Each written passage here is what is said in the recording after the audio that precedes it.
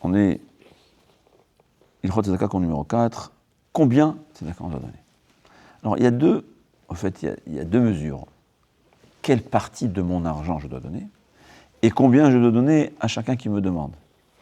C'est deux halachot différentes. Alors, combien combien je dois donner de mon argent? Il faut savoir au moins un dixième, et l'idéal, c'est donner un cinquième de ses entrées. C'est l'idéal. C'est quelqu'un, d'après le Gaon, c'est une obligation jusqu'à un cinquième. Mais même si on ne pense pas comme le Gaon, c'est sûr que c'est l'idéal, donner un cinquième. La base à savoir, c'est comme le Rambam nous enseigne, En Adam Ma'ani Minhat Tzedaka. La base de la croyance, c'est savoir qu'il est impossible de devenir pauvre parce qu'on donne Tzedaka. Évidemment, quand on suit la halakha. Comme on verra, qu'au-delà de un cinquième, c'est assourd de donner. On ne parle pas de quelqu'un qui est extrêmement riche. Ouais. On a dit s'il est très riche, ou bien on a dit s'il a un argent facile. Aujourd'hui, ce serait gagné au loto. Là, il doit donner, ou il peut, ou peut-être c'est bien de donner même plus qu'un cinquième de ses entrées. Mais le standard des gens qui vivent suffisamment de quoi bien vivre, c'est donner un dixième. Comme dit Raphaël Kanievski, c'est presque obligatoire de donner un dixième. On ne peut pas dire que c'est obligatoire, mais j'appelle ça une obligation morale. Ce n'est pas une obligation de beddin. Et jusqu'à un cinquième, c'est très important de pouvoir donner. Au-delà d'un cinquième, on n'a pas le droit. Pourquoi on n'a pas le droit, la Gemara a dit? Parce que si tu donnes plus, la personne elle-même risque de manquer d'argent. D'accord? C'est pour ça qu'on ne va pas donner plus qu'un cinquième. Mais jusqu'à un cinquième, c'est très bien donné. Et se souvenir toujours, alors on est des êtres humains, se souvenir toujours, En Adam Ma'ani Minat Tzedaka. Le Rambam, promesse du Rambam, c'est la parole d'Hachem, c'est pas le Rambam qui le dit, c'est la Kadosh Baruch Hu qui nous dit, c'est impossible de s'appauvrir. Alors, évidemment, ce qu'on donne à ses enfants, c'est aussi, ça fait partie du Chomesh. Et toujours, on verra, il y a des lois, des différences, mais quelqu'un, ce qu'il donne à ses enfants, je parle des enfants mariés, ou bien ce qu'on donne aux écoles juives, ça fait partie de la tzedaka entre le dixième et le 1/5. Ouais. Ça, c'est valable. Pour le dixième, c'est des autres règles. Mais c'est sûr que si quelqu'un il peut donner jusqu'à un cinquième, alors il dit comme ça. Il dit, c'est quoi? Les Chachamim, ils ont institué, on va dire, 3 mesures. Un cinquième, quelqu'un qui donne un cinquième de sa richesse, de ses entrées, ça on parle. Évidemment, on ne parle pas qu'il y a un manque. Mais quelqu'un en général, il a suffisamment, il donne un cinquième, il vit correctement. C'est sûr qu'il est obligé de donner. Enfin, je ne dis pas obligé dans le sens entre guillemets. C'est Aïn Tova. Celui qui a un bon œil, il donne un cinquième. Celui qui donne moins d'un dixième, on l'appelle, la Gemara, elle appelle ça Aïn Ra, mauvais œil. Il est avare, on va dire. Et entre un dixième et un cinquième, c'est Aïn Benonit, c'est le moyen. Par contre, ce qu'il faut savoir, c'est que même celui qui est pauvre et qui n'a pas de quoi donner, il faut donner au moins un tiers de shekel, ça veut dire la valeur de 6,5 grammes d'argent. Et là, il dit, il vaut mieux, Midat Chassidout, la valeur de 75 grammes d'argent. C'est combien le gramme d'argent? Alors, au fait, il y a plusieurs prix. Un gramme aujourd'hui, je ne sais pas combien c'est. Top. D'accord, on peut rechercher ça sur Internet aujourd'hui, c'est facile. Mais s'il n'a donné moins que ça, il n'a pas accompli la mitzvah. On a dit, un homme il doit donner shlichit shekel par an, savoir c'est le minimum de tzedaka qu'on doit donner. Donc, on nous enseigne le Rambam. Puisque le but de la tzedaka, il n'est pas seulement que l'autre ait de l'argent, mais c'est aussi que moi, je devienne quelqu'un de généreux. C'est ce qu'il faut savoir. La mitzvah de tzedaka, elle a double sens. Que moi, je m'améliore, au lieu d'être égoïste, je pense à l'autre. C'est pour ça que le Rambam il dit que si j'ai 100 € à donner, il vaut mieux donner à 10 personnes. 10 fois, je fais l'action. À chaque fois que je donne, j'ai un pincement au cœur, parce que c'est ma nature, on est des êtres humains. Donc, à chaque fois que j'ai donné, ce pincement au cœur, ça a enlevé une partie de mon égoïsme. 1 gramme sur les centaines de kilos que j'ai. Mais c'est beaucoup. 1 gramme dans le plus spirituel, c'est énorme. Donc c'est pour ça que le Rambam dit, il vaut mieux partager. Alors, est-ce que j'ai donné l'exemple de 100 euros pour 10 personnes? Parce que je ne pense pas que 100 euros à 100 personnes. C'est vrai que d'un côté, quand je donne 100 fois 1 euro, il y a plus d'efforts, c'est 100 fois l'effort. Mais quand même, je pense qu'il faut donner une somme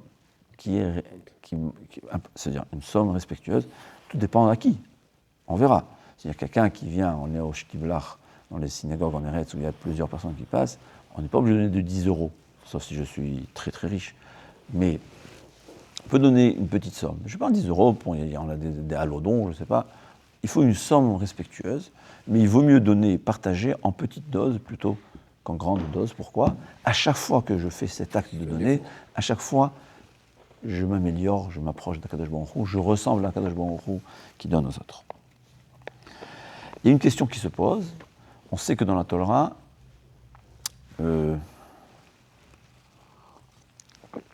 moins d'une prouta n'est pas considéré comme argent. Qu'est-ce que ça veut dire? Il y a dans plusieurs halachot. C'est quoi le prouta? Prouta, dans le temps, c'était 1/40 de gramme d'argent. Aujourd'hui, ce que je me rappelle, j'ai fait les calculs, ça fait environ 3 ou 4 centimes d'euros. L'argent, la valeur de l'argent, ça veut dire ça fluctue. L'argent d'argent aujourd'hui, je crois que le métal argent a augmenté de prix. Alors, si je donne tzedaka à 1 centime d'euro ou 2 centimes d'euros, c'est moins d'une prouta. Est-ce que ça a valeur de mitzvah ou pas? Alors, c'est une discussion, mais la grande majorité des poskim tranchent que c'est oui une mitzvah. Ouais. Si c'était pas une mitzvah, alors quand on donne dans la boîte, le matin, il aurait fait donner des pièces de 5 centimes. Mais, d'après la majorité, le Ben Ishraï, Maril Diskin, et là, il ramène que c'est une mitzvah. Apparemment, il y a des rova poskim. Donc, il y a une minorité de poskim qui disent que pour que ce soit de valeur de tzedaka, il faut donner une prouta, qui est un minimum de prouta. Aujourd'hui, ça fait la plus petite pièce qui fait une prouta, c'est 5 centimes. Et là, comme toujours, quelqu'un que Baruch Hashem, Akadosh Baruch Hu, lui a donné des capacités, met des pièces de 5 centimes. Il faut montrer à Hashem, tu m'as donné au-delà de ce que je mérite, moi aussi je fais la mitzvah, Beshlemut. C'est toujours, il faut savoir. Il y a le minimum qu'on est exempté, c'est pour tout le monde. Mais, il y a aussi les avis qui ne sont pas d'accord. Il y a une mitzvah de faire comme les avis qui sont stricts, dans 2 cas. Ou si je veux être strict, ou bien si c'est facile pour moi d'être strict. Quelqu'un que c'est facile pour lui d'être strict, il ne peut pas dire à Akadosh Baruch Hu, je fais le minimum syndical. Le minimum syndical, c'est pour ceux qui ont des difficultés, que ce soit des difficultés par leur Yetzer Hara, c'est normal, on ne peut pas se plaindre, c'est comme ça, ou des difficultés financières, peu importe. Mais quand on a la possibilité, on ne peut pas, Akadosh Baruch Hu m'a donné au-delà des autres, plus que les autres, je ne peux pas moi faire le strict minimum. Alors, on parle, quelqu'un, dans quel cas là où il est parti, il est obligé de donner tzedaka, c'est une fois qu'il a de quoi se nourrir, évidemment. C'est l'obligation de donner tzedaka, sauf, on l'a dit, sauf le 6,5 grammes d'argent. D'accord? Il a de quoi se nourrir. C'est-à-dire, c'est quoi se nourrir? Quand on dit se nourrir, c'est au-delà de se nourrir aujourd'hui. Ouais, c'est évidemment un mode de vie normal selon son niveau. Ça en parle. C'est-à-dire, si c'est quelqu'un qui ne peut pas vivre sans voiture, la voiture, c'est son minimum. Si c'est quelqu'un qui n'a pas besoin de voiture, la voiture, c'est juste du luxe, alors on ne parle pas de ça. D'accord? Ça peut être pour la même chose, c'est la maison. Ses habits. Tout dépend, ça dépend quel habit il a. Si c'est quelqu'un d'important et il est obligé de s'acheter un costume par mois parce que sinon il ne peut pas aller au travail, alors ça s'appelle que son niveau, c'est un costume par mois. Et sinon, c'est un costume par an, je ne sais pas. On peut venir donner des exemples, mais comprendre que ce qu'il a besoin, il doit avoir ce qu'il a besoin correctement. C'est là qu'il est obligé de donner tzedaka, au-delà, c'est-à-dire s'il a de l'argent en plus, il est obligé de donner cette tzedaka, comme on dit, à la hauteur d'un dixième ou à la hauteur d'un cinquième, comme il veut. Mais même celui qui n'a pas, il veut donner tzedaka, on accepte.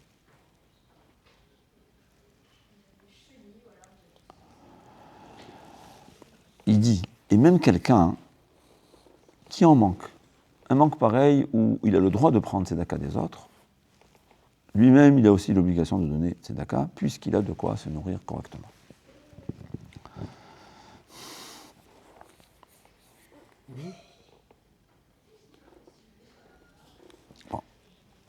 Au-delà d'un cinquième qu'on a vu, c'est une takanat rachamim qu'on n'a pas le droit de donner plus d'un cinquième, pour ne pas être lui-même en manque. Et comme on a dit, bien qu'on n'a pas le droit de donner plus, il y a des exceptions. C'est quoi les exceptions? Quelqu'un que, Baruch Hashem, il a beaucoup plus. Il faut savoir qu'aux États-Unis, le monde des yeshivot tient, le monde religieux tient grâce à des gens aux États-Unis qui donnent plus qu'un cinquième. Ils donnent presque la moitié de leur entrée. Dans le monde anglophone, on sait ce que c'est la valeur de la Torah. Rav Eliashiv lui disait que quelqu'un qui veut donner pour la Torah, il peut donner plus d'un cinquième. De même, le Baal HaTanya, je crois, il disait que celui qui veut donner pour faire teshuva, pour pardonner ses fautes, alors c'est plus déjà tzedaka, c'est pour un bon personnel, c'est comme donner à un médecin, il peut donner. D'accord? Avalimba Lefanav, il dit, ici, intéressant, il y a qui disent que toute cette règle-là de donner un cinquième, un dixième, c'est quand il n'y a pas des pauvres qui viennent te taper à la porte. Mais s'il y a un pauvre qui vient te taper à la porte, on est obligé de lui donner, bien que j'ai déjà donné un cinquième. Alors, un homme, il peut prévoir. Il sait que par mois, il y a tant et tant de pauvres qui viennent. Alors, il va donner des dons. Il va donner les dons, mais il va laisser d'un côté une certaine somme qu'il sait qu'il va donner à ceux qui tapent à la porte. Combien on va donner aux pauvres? Comme on a dit, on ne parle pas de ça, car on parle maintenant quelle partie de mon argent je dois donner. Quelle somme je dois donner à chacun, c'est une autre chose. On verra ça. En tout cas, il faut savoir qu'il y a qui disent que quand quelqu'un me tape à la porte, je suis obligé de donner. C'est pour cela qu'il vaut mieux toujours donner 1 euro au moins. Parce que dans la majorité des cas, on accomplit la mitzvah si on donne 1 euro. Dans le cas où il s'avère devant nous un pauvre qui a besoin d'argent pour sauver sa vie, ça peut être parce qu'il a besoin d'une opération d'urgence, ou malheureusement, des fois, en Eretz, il y a des médicaments qui peuvent sauver la vie qui ne sont pas remboursés. C'est pas aux États-Unis aussi, il y a des fois, c'est des assurances, c'est pas tout le monde qui en... Parce que je crois qu'en France, je ne sais pas si ça existe. Non. Alors ça, il y a qui disent qu'on doit donner aussi au-delà d'un cinquième. Et on va conclure par une petite histoire. Il y a quelqu'un qui est venu sur le Steipeler, il m'a dit, Rav, j'ai pas de quoi donner, je ne peux pas donner Maaser. Il a dit, le Steipeler, sache, d'après la halakha, tu es exempté, comme on a vu. Mais sache, le Maaser, on le donne toujours. Est-ce qu'on va le donner au médecin, au dentiste, au plombier, au électricien, ou on donne à tzedaka? C'est-à-dire combien un homme doit dépenser, combien un homme doit perdre, c'est décidé à Rosh Hashanah, comme on a dit. À toi de décider si ça va être perdu dans des choses que tu ne veux pas, ou dans la tzedaka. C'est la Gemara qui dit dans Masechet Avodah Zarah qu'un des Tanaïm il avait rêvé que ce neveu devait perdre, je crois, 1700 pièces d'or. Il les a forcés toute l'année à donner tzedaka. À la fin de l'année, le fils qui est venu les attaquer, il leur dit, ne craignez rien, il ne vous reste que 10, vous allez payer 17 pièces, pas plus. Il dit, d'où tu sais? Il a dit, je savais, vous devez perdre tant et tant, parce que ça a été décidé que vous allez devoir perdre. Je vous ai forcé à donner tzedaka, et il ne vous reste que 17 pièces à perdre. On doit de toutes les façons perdre cet argent, donc il vaut mieux donner la tzedaka. Et Rav Eliashiv, il a la même question qu'il a eu devant lui. Quelqu'un est venu, il lui a dit, je suis pauvre, je ne peux pas donner. Il lui a dit, d'après la rate, tu es exempté de donner, mais sache, je ne vais pas te donner un mauvais conseil. Parce que même si tu n'es pas obligé de donner, si tu donnes, tu ne vas faire que gagner. La meilleure ségoula, la Gemara a dit, quelqu'un qui n'a pas d'argent, il veut s'enrichir, il veut que quelqu'un lui ouvre les portes, qu'il donne tzedaka, même s'il n'a pas de quoi donner. Pourquoi? C'est encore plus. Quand quelqu'un, il a en plus et il donne tzedaka, c'est du mérite. Mais quand quelqu'un, il n'a pas, et malgré tout, il donne, Akadosh Baruch Hu lui dit, toi, tu fais des efforts surhumains pour donner ce que tu n'as pas, et bien moi, je te donnerai même si tu ne mérites pas. C'est ce qu'il faut savoir. Kol Tov.